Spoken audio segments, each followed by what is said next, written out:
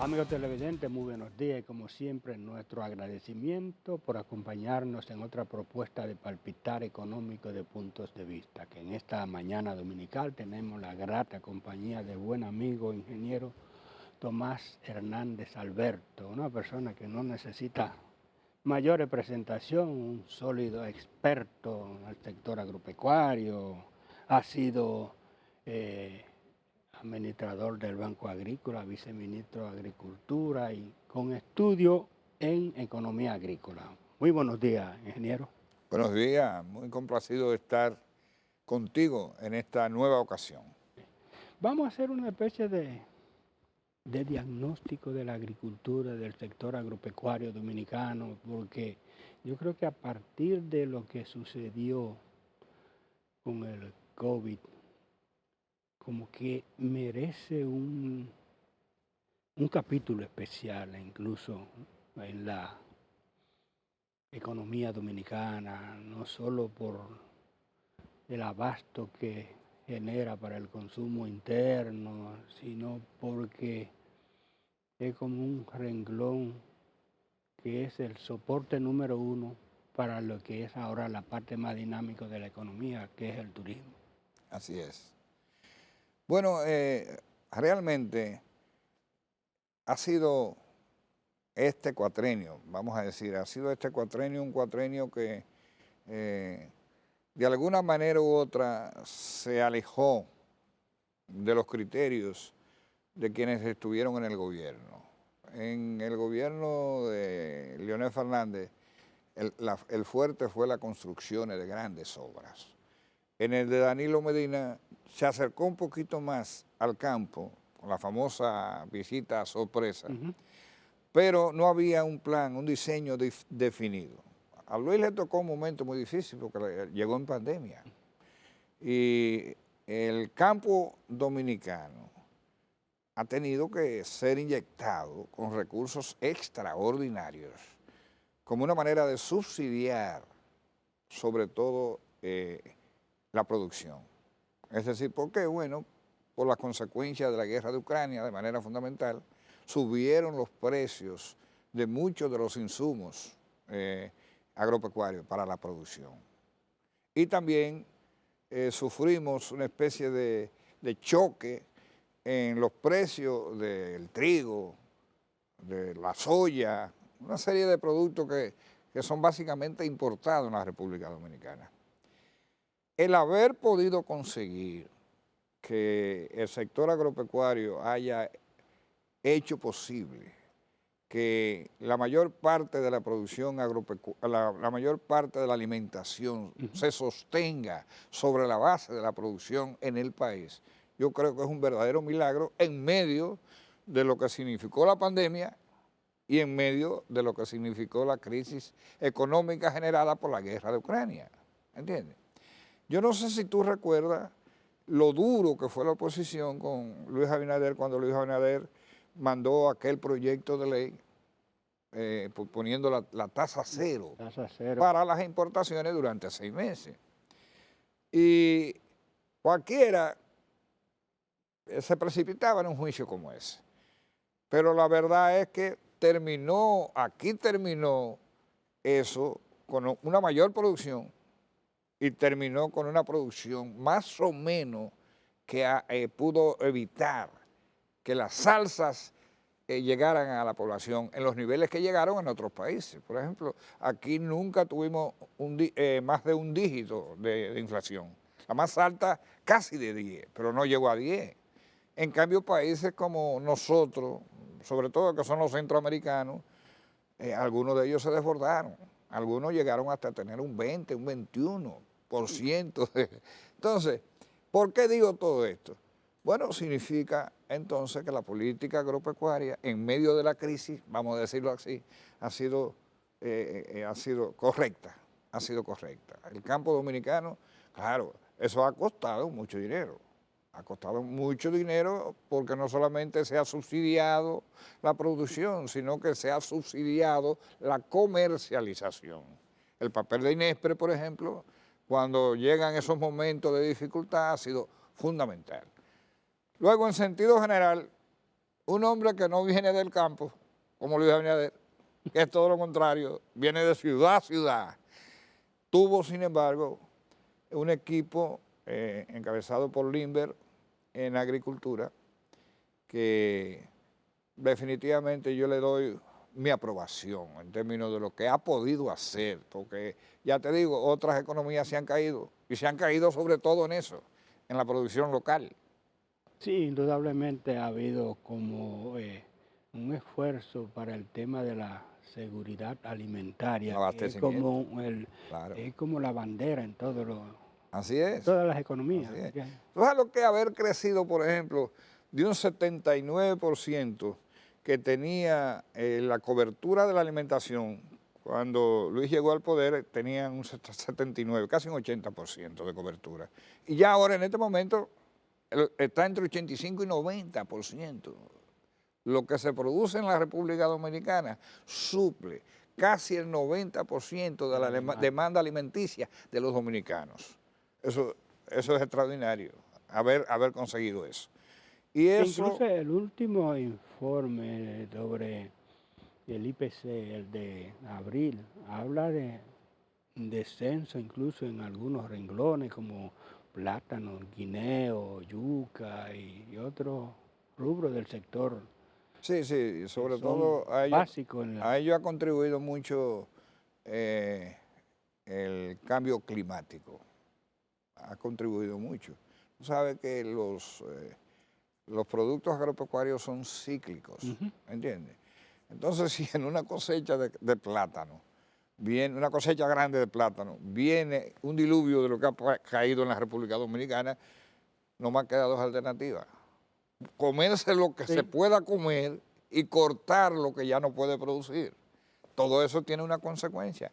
Suerte que nosotros tenemos un país bastante variado, que permite que cuando uno entra en crisis, por ejemplo, cuando el plátano es el de la dificultad, ahí están los guineitos, ¿entiendes? O si no está la batata, la yuca, es decir, pero si no tuviéramos ese clima que tenemos y estas diferencias, a lo mejor la crisis fuera peor, ¿entiendes? Pero ciertamente ha habido en determinados productos, en determinados momentos, ha habido crisis. Por ejemplo, en el caso de la producción de huevos. Este país es una máquina de producción de pollo y de huevo, una máquina. Es un andamiaje que ha posibilitado que el crecimiento de ellos prácticamente se haya disparado casi a un 50%. Bueno, pero cuando había consumo de Haití, Haití consumía prácticamente esa otra parte. Al venir la situación con Haití, de pronto hubo una crisis. ¿Pero qué hizo el gobierno? Compró todos los huevos. Todos los huevos que habían en ese momento, que no iban a tener destino, lo compró el gobierno. Y a través de Inespre lo llevó a precios populares, ¿entiendes? Sin embargo, tú y yo sabemos que cuando se producen esos picos y entonces no hay una demanda suficiente, viene un descenso en el otro ciclo. Porque el que está en una actividad y de pronto se le derrumba, no queda con el deseo viene un resentimiento, como se dice. No, porque hay pérdida, entonces claro, no hay mucho ánimo para volver. De manera que sí, pero ahí en medio de todas esas cosas yo creo que tenemos que decir que en el segundo año de gobierno de Luis hubo un pequeño descenso en los aportes al Producto Interno Bruto por parte de los agropecuarios, pero eso se disparó, ¿entiendes? Ya en el 22 ya empezó y se disparó en el 23, ¿entiendes? De manera, vamos a ver qué nos dirá el 24 porque han habido algunas dificultades que a mí me sugiere que posiblemente haya un descenso muy ligero en términos del aporte. De esa expectativa ¿verdad que sí? Que tiene el ingeniero Hernández Alberto, vamos a hablar en el próximo segmento. Volvemos en unos instantes. Muy bien.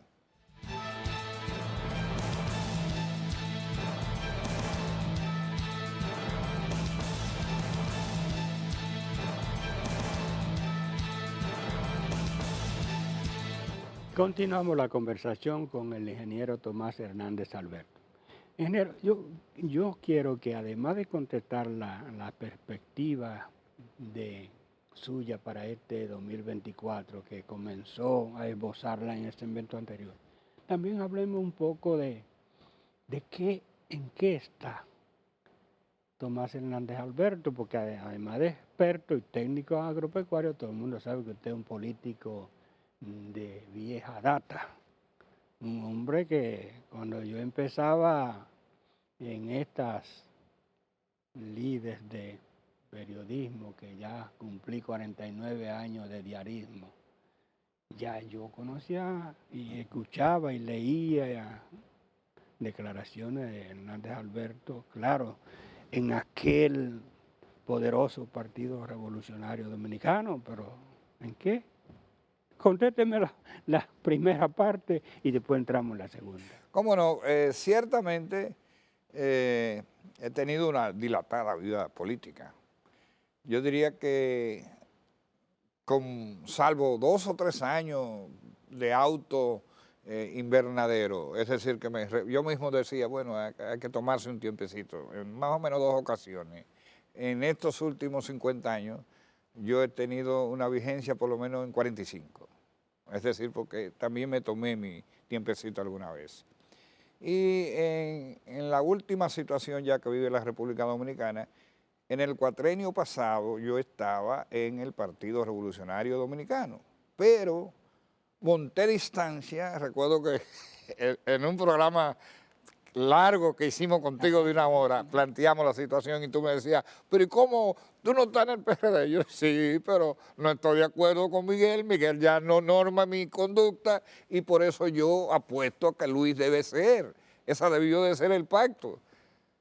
Luis, el presidente Luis Abinader, algunas veces se me zafa eso de Luis por la familiaridad con su familia, es decir, yo fui uno de los hombres más cercanos del viejo José Rafael Abinader, Amigo mío. y como consecuencia vi a Luis crecer. Luis una vez me dijo, Tomás, pero ¿por qué tú no vienes junto con Nené Cabrera, que éramos equipo más o menos? Digo, no, Luis, yo estoy haciendo lo que tengo que hacer, estoy tirado a la calle al medio, luchando porque tú llegues, pero si yo ahora paso, yo lo que soy es un oportunista, porque ya tú estás ganado, ¿tú entiendes? Yo le dije, tan pronto pasen las elecciones, entonces yo veré la forma en que me vinculo más directamente, pero ahora yo prefiero quedarme en el PRD, declarar totalmente mi lejanía del presidente del PRD, porque ha hecho cosas con las que yo no estoy de acuerdo, ¿entiendes?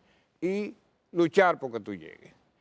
Bueno, llegó el gobierno de Luis, al año y 3 meses más o menos yo me di cuenta, digo, ya yo me estaba dando cuenta que este hombre tenía condiciones excepcionales, porque lo que ocurrió aquí con la pandemia debe llenarnos a nosotros de pena por los muertos que hubo, pero de orgullo por la forma en que la manejó Luis Abinader. El mundo entero le reconoció estar entre los 3 principales presidentes del mundo que manejó esa crisis. Entonces un grupo de compañeros comenzó a decirme que yo tenía que volver a estar activo. Hubo uno que me dijo, uno no es como nace, ni tampoco como crece, sino como muere. Eso es lo que se acuerda. Sí, lo que se recuerda. Me quiso decir, si usted muriera ahora, usted va a morir en muy bajo perfil. ¿Entiendes? Me cuquió y ahí creamos el movimiento Poder para el Pueblo, que yo jamás en la vida pensé que iba a tener la dimensión que ha tenido. Organizado en todo el territorio nacional, en algunas provincias organizado en más de un municipio, no solamente en la cabecera, y en otras provincias a nivel de municipios, cabecera, de municipios y de distritos municipales como San Juan de la Maguana. Es decir, ha sido algo extraordinario. Y en el plano internacional, yo he dado ya varias conferencias ya, en las sesionales, y he dejado gente en todas las sesionales de los Estados Unidos. Y sin ir a Europa, tenemos sesionales en Europa. Es decir, parece que todavía me quedaba un poquito de energía y yo me siento muy feliz de haber contribuido enormemente. Fuimos los primeros que se atrevieron a hablar aquí en la República Dominicana, no de reelección, sino de continuidad.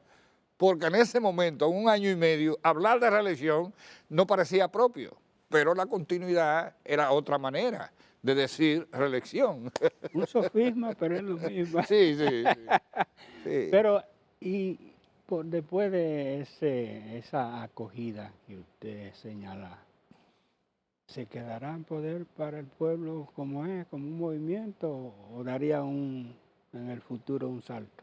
Mira, lo primero que quiero decir aquí es que el movimiento nació con una exclusiva idea: colaborar para que Luis fuera presidente en el 24. Ese era el único objetivo. Sin embargo, en el camino nos vimos obligados a apoyar senadores, a apoyar diputados, a apoyar alcaldes, a apoyar regidores. Y el movimiento, sin tener un partido, tiene 9 regidores ganados en todo el territorio nacional. ¿Entiendes? Y aspiramos que vamos a tener gente del movimiento que lograron ser tomaron en cuenta por el PRM.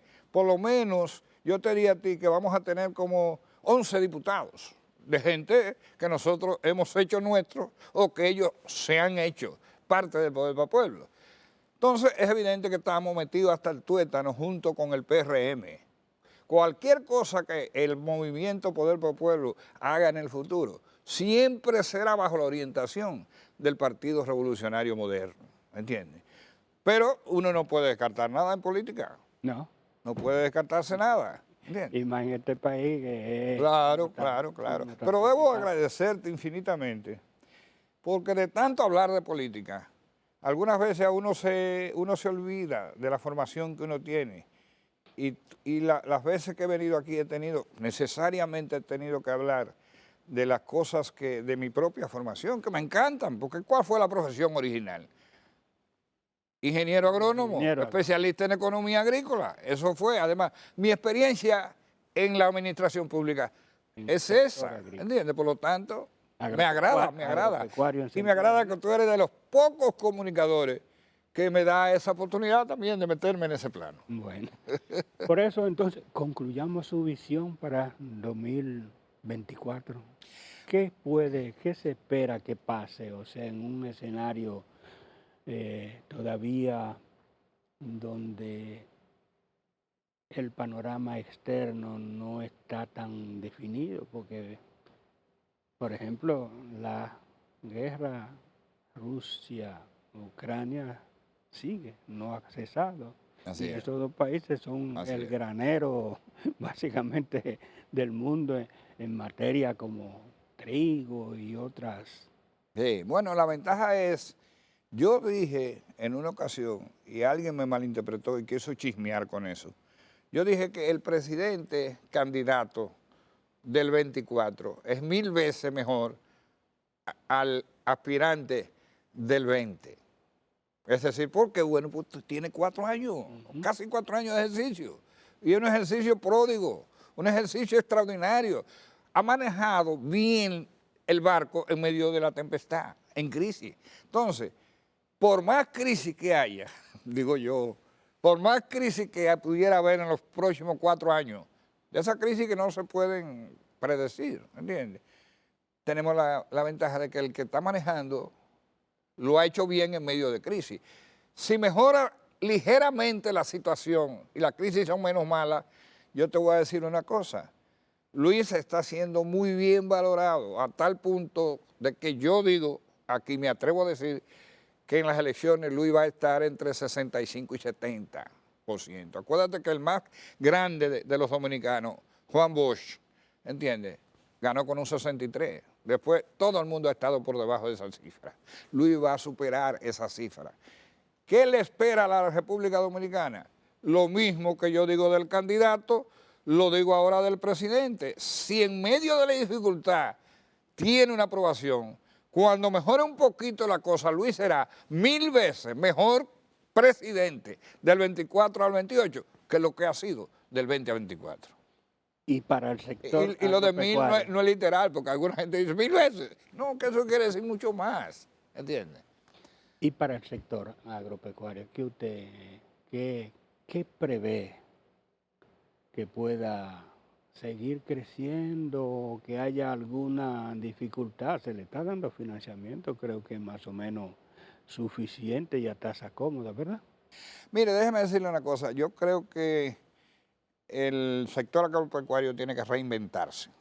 Tiene que reinventarse no porque le haya ido mal, sino porque el mundo nos obliga a dar saltos en el plano de la producción agropecuaria que nunca antes se habían visto. Nosotros tenemos que trabajar por la aplicación de tecnología de punta donde nos lo permita el territorio. Los llamados cultivos bajo protección, eso debe multiplicarse porque se produce mucho más, crean mucho más empleo, aunque la gente no lo crea, crean mucho más empleo, pero además son una respuesta mucho más moderna. Nosotros tenemos que ir a la mecanización donde quiera que haya posibilidad de mecanización, porque ya todos aquellos espacios que están ocupados por extranjeros.